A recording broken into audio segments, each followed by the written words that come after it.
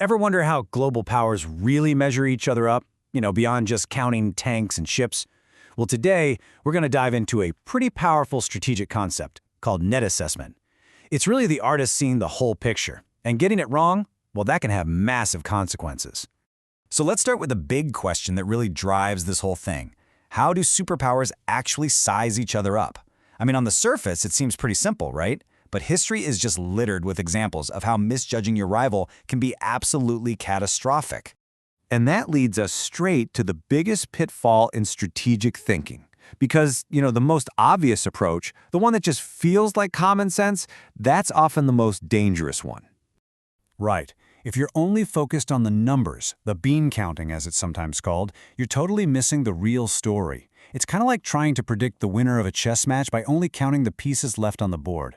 You're ignoring the skill of the players, their unique strategies, and just the whole flow of the game. And that's exactly where a more sophisticated approach becomes absolutely essential. So, to get past that surface-level thinking, we need a different framework. And that framework is net assessment. It's a discipline that was purpose-built to avoid those simple but incredibly dangerous miscalculations. So what is it exactly?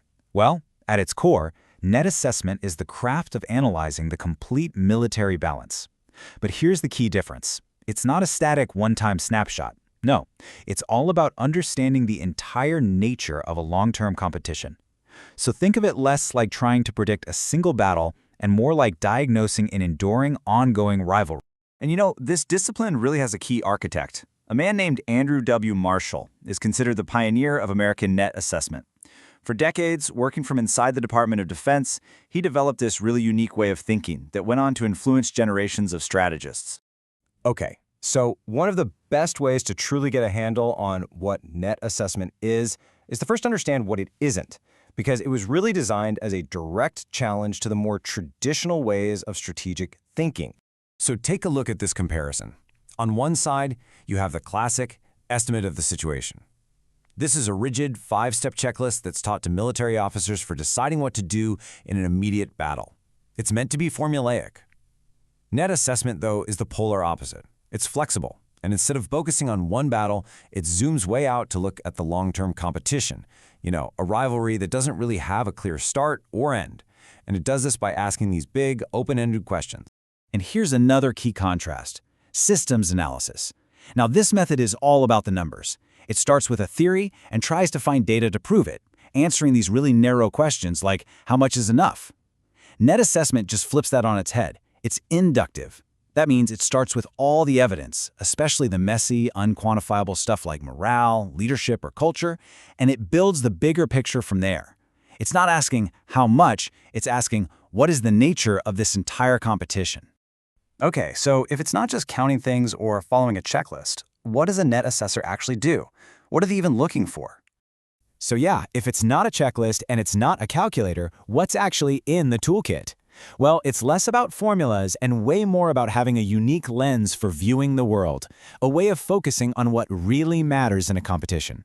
They focus on 4 key areas. First, they look at long-term trends, looking decades into the past to help project years into the future.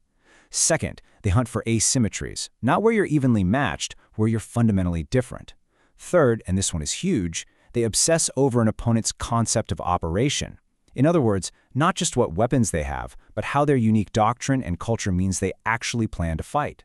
And finally, they avoid trying to predict a single future, and instead, they explore multiple competing possibilities. And this quote from Winston Churchill, it just perfectly captures the entire mindset. Quote, "There would not be a war if the other man did not think he also had a chance." That right there is the heart of net assessment. You have to get inside your opponent's head and really understand why they believe they can win. It's the ultimate check on your own biases, because if you can't grasp their logic, you can't truly understand the competition.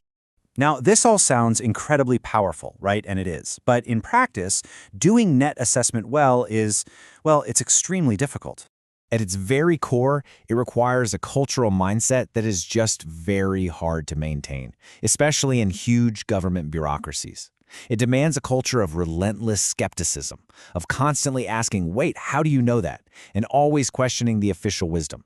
And the practical hurdles are just immense. It has this voracious appetite for all kinds of data.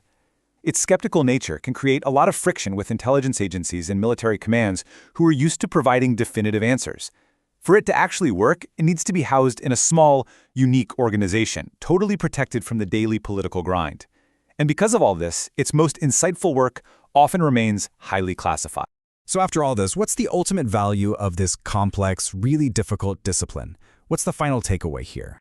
And this brings us to what is maybe the single most important takeaway. The ultimate purpose of net assessment isn't to be some kind of crystal ball. It's not designed to predict the future or to spit out the one right answer to a complex strategic problem. Its real power, its enduring value, is in forcing decision-makers to ask better, smarter, and tougher questions. It changes the whole conversation from, are we ready for the war, to what is the true nature of this long-term competition and how can we best position ourselves to succeed within it. And that shift in thinking, that can make all the difference in the world.